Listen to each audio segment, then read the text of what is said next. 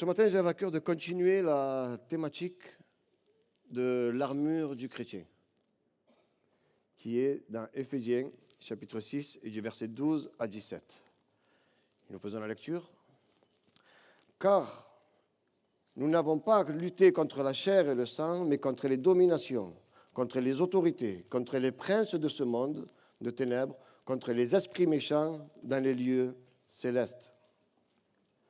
C'est pourquoi, prenez toutes les armes de Dieu, afin de pouvoir résister dans le mauvais jour et tenir ferme après avoir tout surmonté.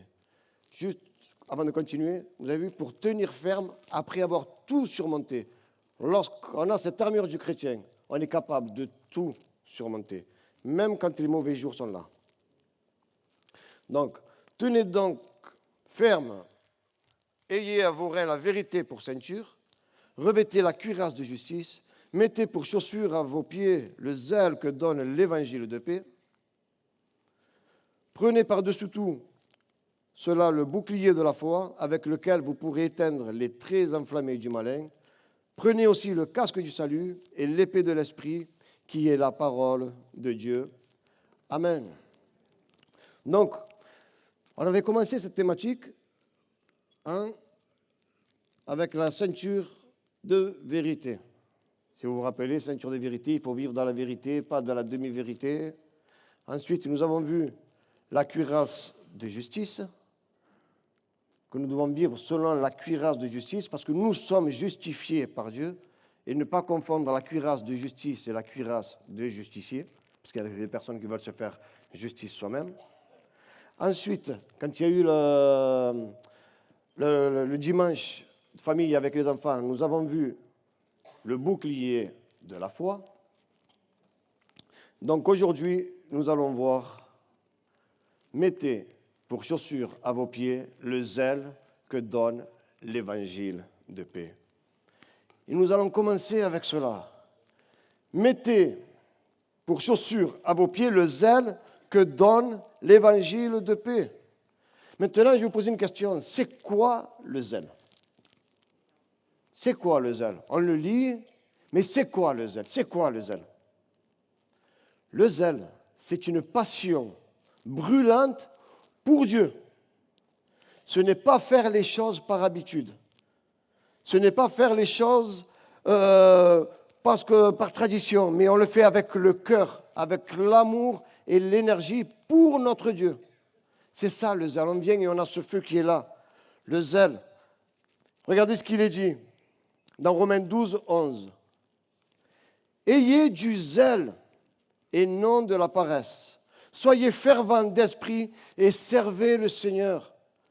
Après tout ce qu'il a fait, il a donné son Fils pour chacun d'entre nous. Jésus s'est dépouillé lui-même. Il est venu pour servir. Alors lorsque nous contemplons ce que lui, il a fait pour nous, ce que nous devons faire en retour, c'est avoir du zèle et non de la paresse. On doit être fervent pour ce qu'il a fait. Nous devons le servir. Et avec les temps qui courent, avec les années, avec le temps, plusieurs fois, au lieu d'avoir ce zèle, au lieu d'avoir ce feu, comme on l'avait au début, nous tombons dans la paresse, dans les habitudes. C'est l'heure de la réunion, c'est l'heure du culte. Et avant, on désirait ce moment. Maintenant, quelquefois, on regarde la météo. Est-ce qu'il fait beau? Il est où ce zèle? Ayez du zèle pour le Seigneur. Regardez ce qu'il a fait. Il a donné sa vie pour toi. Il a donné sa vie pour moi. Et quelquefois, nous sommes là, dans la paresse. Quelqu'un qui a du zèle, il ne sert pas Dieu à moitié. On le sert entier. On est véritable. Il s'est donné entier à la croix pour chacun d'entre nous. Et nous, quelquefois, on se donne à moitié. Suivant le programme, suivant ce qu'il y a, je viens. Si cela ne m'intéresse pas trop, je ne viens pas. Pourquoi? Parce que nous sommes quelquefois dans la paresse, dans les habitudes. Et on est là. Non. Ayez du zèle et non de la paresse. Soyez fervents. Quelqu'un qui a du zèle ne sert pas Dieu à moitié. Il ne se contente pas du minimum. Il veut plaire à Dieu dans tout et pour tout. Combien il y a de jours de réunion? Mardi, prière. Vendredi, évangélisation. Dimanche, le culte. Ça me suffit. Il suffit que mettre un autre jour. Ah non, ça fait trop. Il est où ce zèle? Dieu nous demande d'avoir du zèle pour lui. Contemplons ce qu'il a fait. Prenons conscience du sacrifice merveilleux qu'il a fait. Jésus ne s'est pas donné à moitié. Jésus n'a pas regardé le temps. Jésus n'a pas regardé les jours pour que nous puissions être sauvés. Et nous, quelquefois, on est là, à regarder. Ah non, aujourd'hui, je préfère rester à la maison. Ah, 3 jours, c'est beaucoup. Hein. C'est énorme. Est-ce que c'est énorme ce que Jésus a fait pour chacun d'entre nous? On ne peut pas le contempler. Et nous, quelquefois, au lieu d'avoir ce zèle, ce feu, Seigneur, pour ce que toi tu as fait, je te donne tout. Tout est pour toi. Et quelquefois, on est dans ce cas. On le sert à moitié. Non, on ne se contente pas du minimum. Mettez pour chaussures les ailes que donne l'évangile de paix. Il y a un exemple que je voulais prendre. Jésus, lorsqu'il rentre dans le temple et qu'il voit ces marchands, vous savez que Jésus il s'est mis en colère. Jésus, quand il voit les vendeurs dans le temple,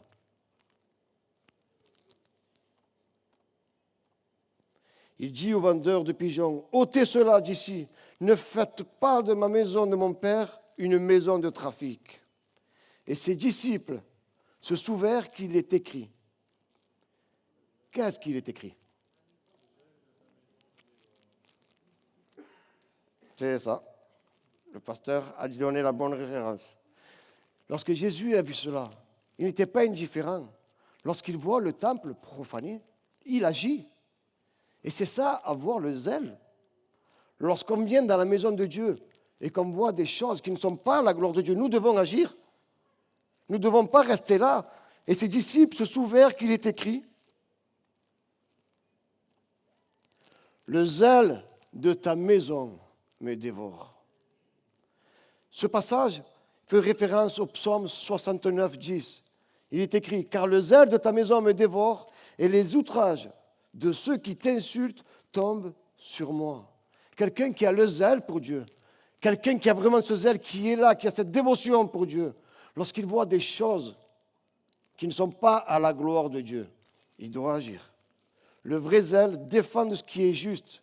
Il ne reste pas passif. Oh, c'est pas grave. Le péché, c'est le péché. Et nous devons agir contre le péché, mais avec amour et fermeté. Nous ne devons pas, si on a du zèle pour Dieu, si ce zèle est en nous, nous ne devons pas accepter tout et n'importe quoi. Lorsque quelque chose profane la maison de Dieu, nous devons le dire. Et nous devons agir. Nous ne devons pas rester passifs. Le zèle de ta maison me dévore. Mais attention au zèle sans réfléchir. Attention au zèle sans réflexion. Parce que quelquefois, nous mettons à nos pieds nos chaussures du zèle, mais c'est un zèle qui est sans intelligence. Et si je vous le dis, c'est parce que c'est écrit dans la parole de Dieu. Paul dira aux Romains, chapitre 10, versets 2 à 3, « Je leur rends le témoignage qu'ils ont du zèle pour Dieu, gloire à Dieu. Ils ont du zèle pour Dieu. Ils sont là, ils sont fervents, ils avancent. » Mais il dit la suite, c'est « mais sans intelligence ».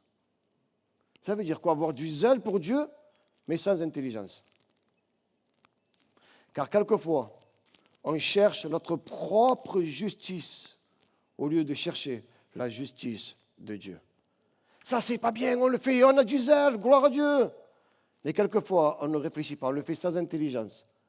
Parce que quelquefois, on cherche notre propre justice au lieu de la justice de Dieu. Au verset 3, il est écrit clairement, « Ne connaissant pas la justice de Dieu et cherchant à établir leur propre justice, ils ne se sont pas soumis à la justice de Dieu. » Le zèle doit être guidé par la parole de Dieu. Ce matin, il y a une prophétie qui a été dite, justement, d'être attentif à la parole de Dieu. Le zèle, ce n'est pas seulement par les émotions. Ce n'est pas parce que quelqu'un fait quelque chose qui ne sont pas dans mes habitudes. Ce n'est pas parce que quelqu'un agit dans ces principes qui ne sont pas les miens. Avant d'avoir du zèle et de dire, il ne faut pas faire ci, attention à ce que vous faites. Regardons la parole de Dieu et ce que dit la parole de Dieu. Parce que quelquefois, ce sont nos traditions, quelquefois, ce sont nos habitudes, quelquefois, ce sont nos coutumes que nous défendons avant de défendre la parole de Dieu. Ce que nous devons défendre, c'est la parole de Dieu. Le zèle est guidé par la parole de Dieu, pas par les émotions, pas par la tradition et pas par l'orgueil non plus. Quelquefois, on est orgueilleux. Ça fait partie de l'humanité. Et je me mets dans le lot parce que je ne suis pas meilleur que vous. Mais il suffit que quelqu'un fasse quelque chose mieux que moi. Peut-être que je vais avoir ce zèle. Ah non, c'est pas comme ça qu'il faut faire. C'est comme ci, c'est comme ça, c'est comme ça. Parce que quelque part, il y a un petit peu d'orgueil. Que je veux que tout ce qui se fasse doit passer par moi. Je veux être celui qui peint. Je veux être celui qui fait la décoration, je veux être celui qui accueille, je veux être celui qui prêche, je veux être celui qui chante, je veux être celui qui fait les obsèques. Presque même, à la rigueur, tellement que je veux être de partout, si c'est possible, je vais être même celui qui est dans le cercueil. Au moins, je suis de partout. Non. Servons avec le zèle, mais le zèle de Dieu. Que la justice de Dieu soit en priorité. Et quelquefois, pourquoi est-ce qu'on doit analyser la parole? Parce que quelquefois, on est sincère dans ce qu'on fait. Je ne dis pas qu'on est faux. Quelque chose, ça nous dérange, on est là et on est sincère et on le fait. Mais quelquefois, on peut se tromper. Nous sommes des humains. Celui qui ne se trompe jamais, c'est la parole de Dieu. Donc, si nous avons ce zèle pour la parole, si nous avons ce zèle pour Dieu, gloire à Dieu. Mais qu'elle soit toujours accordée et en accord avec la parole de Dieu. Mettez pour chaussure à vos pieds le zèle. Comment avoir ce zèle? 3 clés simples. La première des choses, l'amour pour Dieu, c'est la source véritable du zèle. Il est dit dans l'Apocalypse, chapitre 2 et versets 2 à 5. Je connais tes œuvres, ton travail et ta persévérance. Gloire à Dieu pour les personnes qui ont des bonnes œuvres, qui ont du travail, qui ont de la persévérance. Je sais que tu ne peux supporter les méchants. Donc je sais que tu es juste. Je sais que dans tes actions, tu es bon. Que tu as éprouvé ceux qui se disent apôtres et ceux qui ne le sont pas. Tu as su discerner celui qui était véritable et celui qui ne l'était pas. Et que tu les as trouvés menteurs. Waouh! Moi, je veux être ces gens-là, qui sont là, qu'on a des bonnes œuvres que Dieu reconnaît. Que Dieu reconnaît mon travail, que Dieu reconnaît ma persévérance. Il sait que je ne supporte pas l'injustice, que je ne supporte pas les méchants. Gloire à Dieu. Que j'ai éprouvé ceux qui disent la vérité. J'étais là et j'ai eu ce discernement pour savoir qui était véritable et qui ne l'était pas. Mais il dira que tu as de la persévérance, que tu as souffert à cause de mon nom et que tu ne t'es pas lassé. Gloire à Dieu pour ces personnes.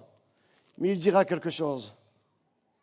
Mais ce que j'ai contre toi, c'est que tu as abandonné ton premier amour. C'est dans ce sens-là que je veux. Regarde qui tu es. Dieu reconnaît tes œuvres. Il sait que ce que tu as fait, c'est extraordinaire. Il sait que tu es bon, que tu es zélé. Mais peut-être ce que tu dis, ce que j'ai contre toi, c'est que tu as abandonné ton premier amour. Je veux ouvrir une parenthèse. Dans ce que je veux dire ce matin, il ne dit pas que tu ne l'aimes pas. Il n'a pas dit ce que j'ai contre toi, c'est que tu ne m'aimes plus. Il dit c'est que tu as abandonné ton premier amour. Tu continues à servir, des fois je continue à servir, mais ce feu qu'il y avait à nous du départ, qui c'est qui se rappelle le jour où il a rencontré le Seigneur Jésus? Tout était pour lui. On cherchait du temps pour lui. On était désireux d'avoir un temps creux pour passer du temps dans sa communion. On était désireux d'avoir un temps de pause pour lire la parole de Dieu. C'était notre premier amour, c'est-à-dire il était notre priorité.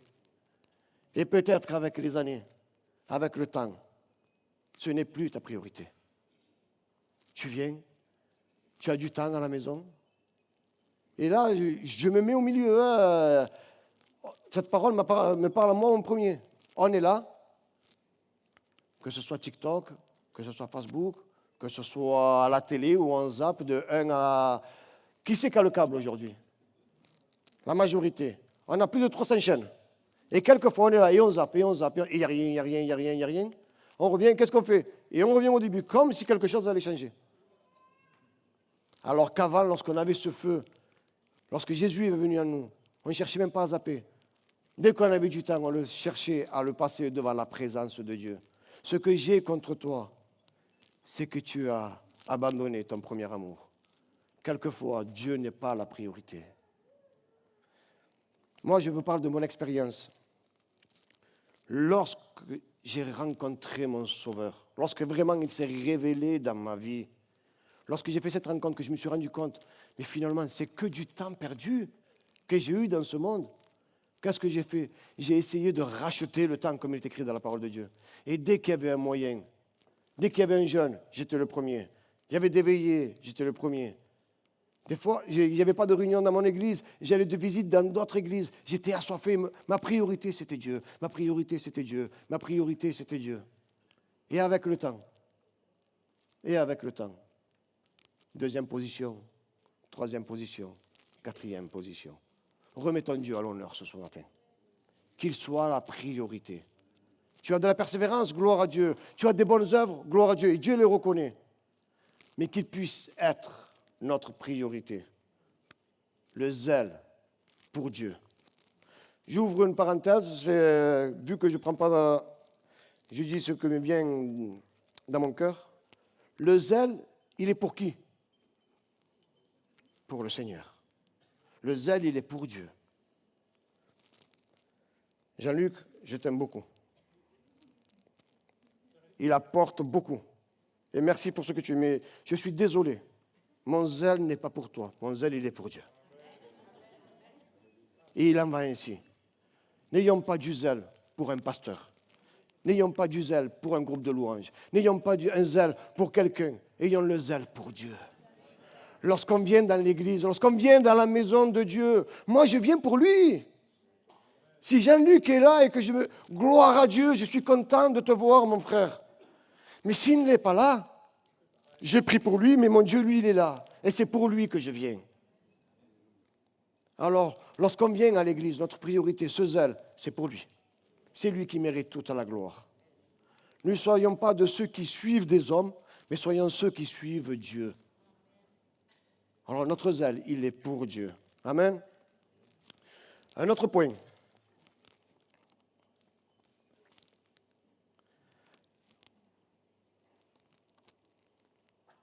Hop là. Voilà. Alors, ce matin, souviens-toi donc d'où tu es tombé. Reprends-toi et pratique tes premières œuvres. Sinon, je viendrai à toi et j'ôterai ton chandelier de sa place, à moins que tu ne te repentes. C'est un avertissement. Souviens-toi d'où tu es tombé. Je vais changer le mot. Je vais changer pour que nous puissions... Souviens-toi à quel moment tu as commencé à te délaisser. Quel est cet élément qui a perturbé ta vie? Ou quel est ce processus que tu as dit, je commence à baisser les bras. Et tu t'attaches à autre chose. Souviens-toi. Souviens-toi à quel moment tu as commencé à adorer moins le Seigneur. Souviens-toi quel est ce moment dans ta vie dans lequel tu t'es mis de moins en moins à part. Et il te dit, reprends tes œuvres. Elles sont bonnes, les œuvres que tu as faites. Elles sont même pratiquement excellentes. Dieu les reconnaît.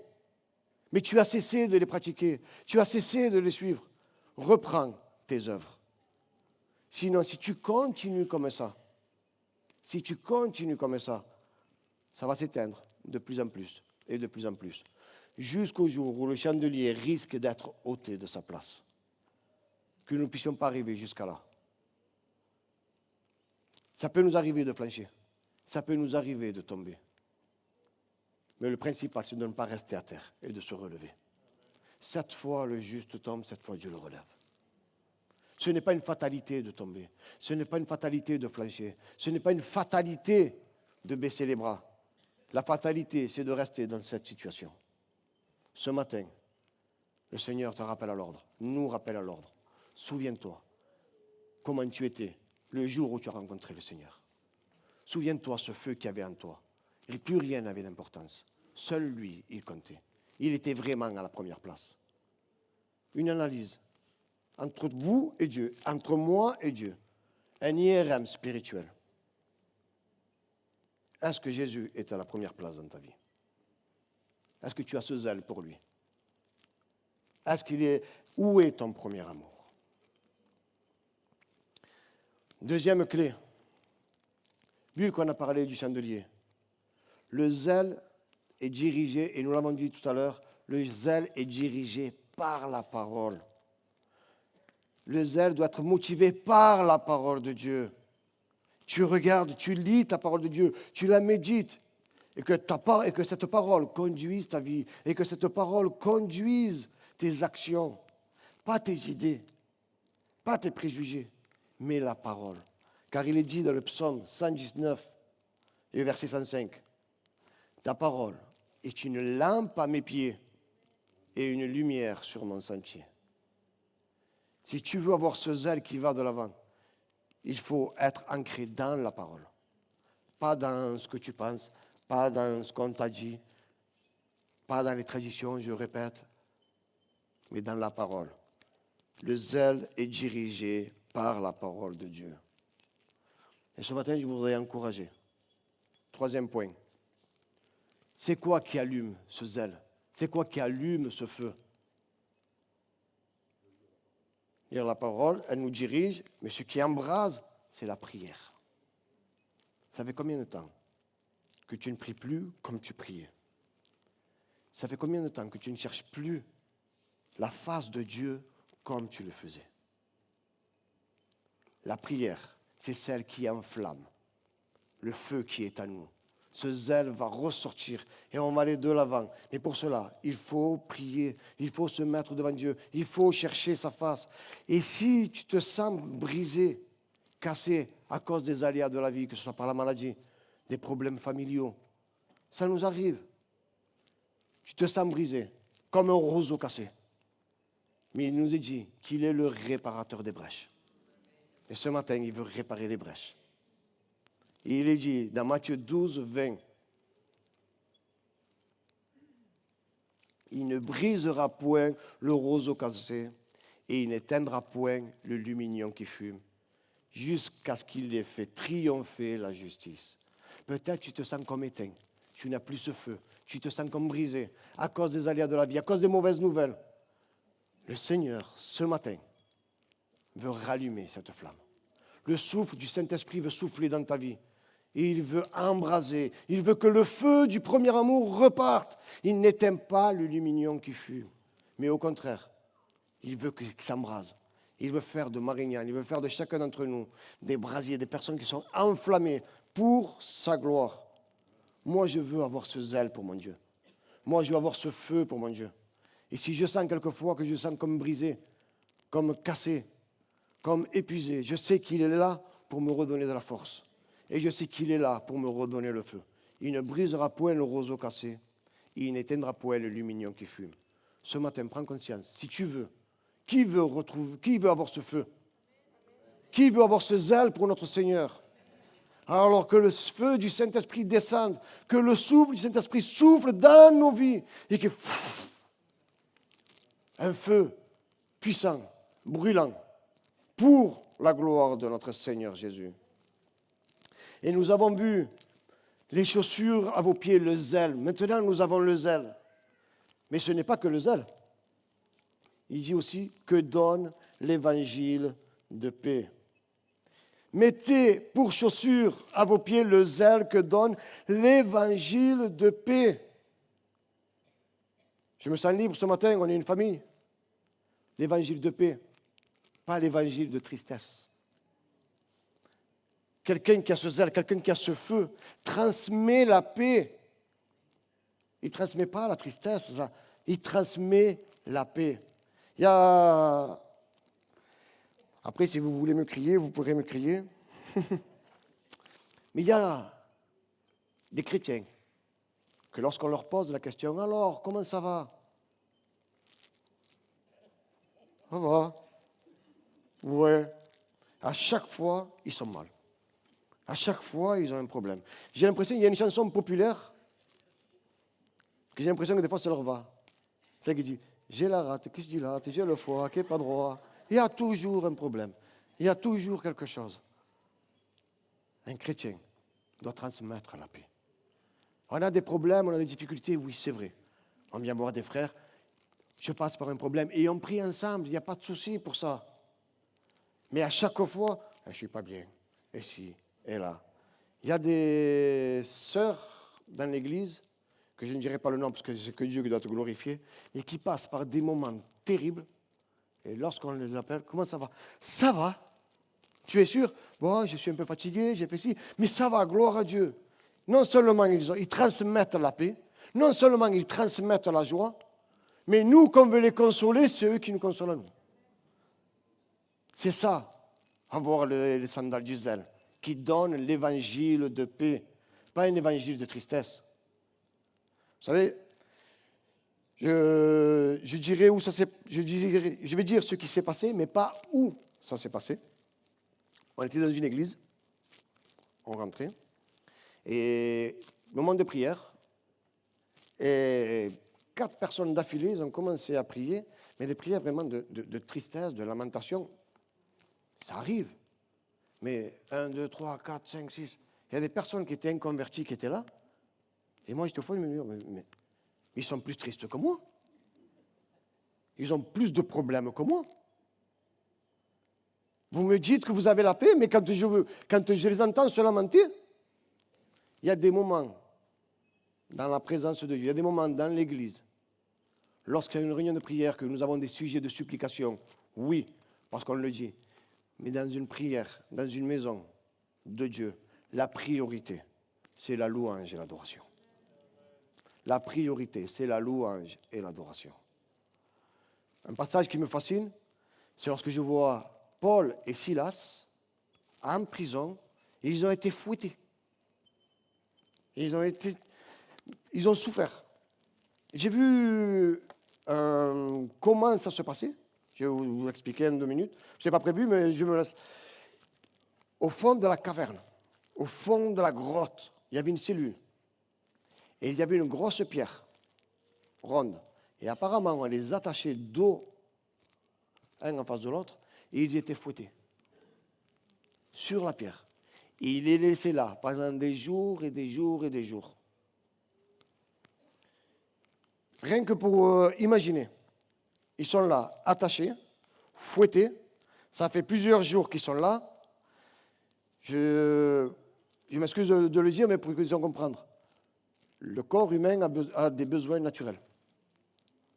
Vous m'avez compris. Et ils ne pouvaient pas se détacher. Donc, dans quel état était la cellule? Dans quel état eux, ils étaient?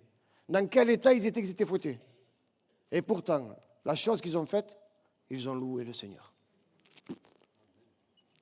Ils ont loué le Seigneur. Ils chantaient des louanges. J'ai dit, mais moi, je ne sais pas si j'avais été capable. Mais je vois la bénédiction qu'il y a eu derrière. Ils ont tous été libérés.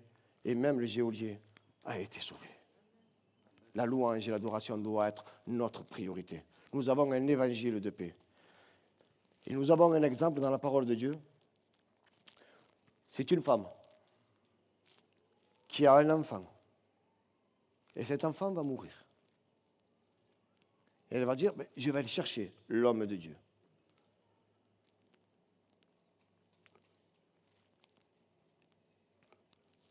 Elle appela son mari et dit, envoie-moi, je te prie. Je vais le lire là, c'est plus petit. Elle appela son mari et dit, envoie-moi, je te prie, un de tes serviteurs et une de tes ânesses. Je vais aller à Nath, vite fait, vers l'homme de Dieu et je reviendrai. Vous imaginez, là, va chercher l'homme de Dieu parce que son fils vient de mourir.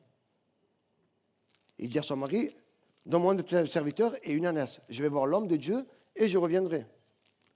Et son mari va lui répondre. Et il dit, pourquoi veux-tu aller aujourd'hui vers lui? Ce n'est ni nouvelle lune, ni sabbat. Pourquoi veux-tu aller?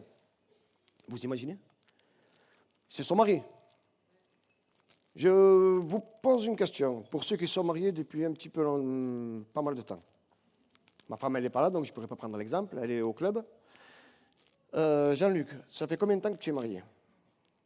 On est dans la 48e. Dans la 48e année.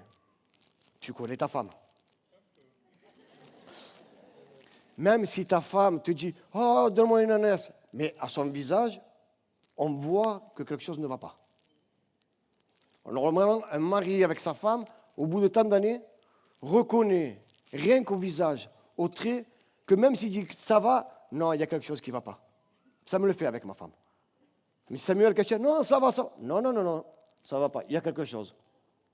On le voit, on le sent, parce qu'on est mariés et on se connaît.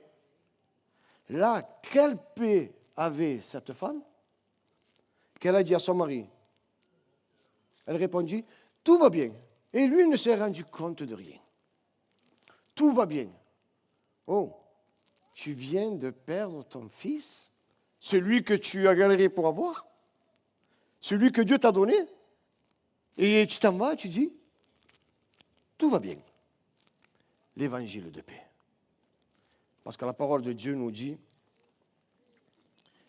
et la paix de Dieu qui surpasse toute intelligence gardera vos cœurs et vos pensées en Jésus-Christ. C'est cet évangile que nous devons avoir. Alors si jusqu'à présent, moi j'avais au lieu d'avoir les chaussures du zèle et l'évangile de paix,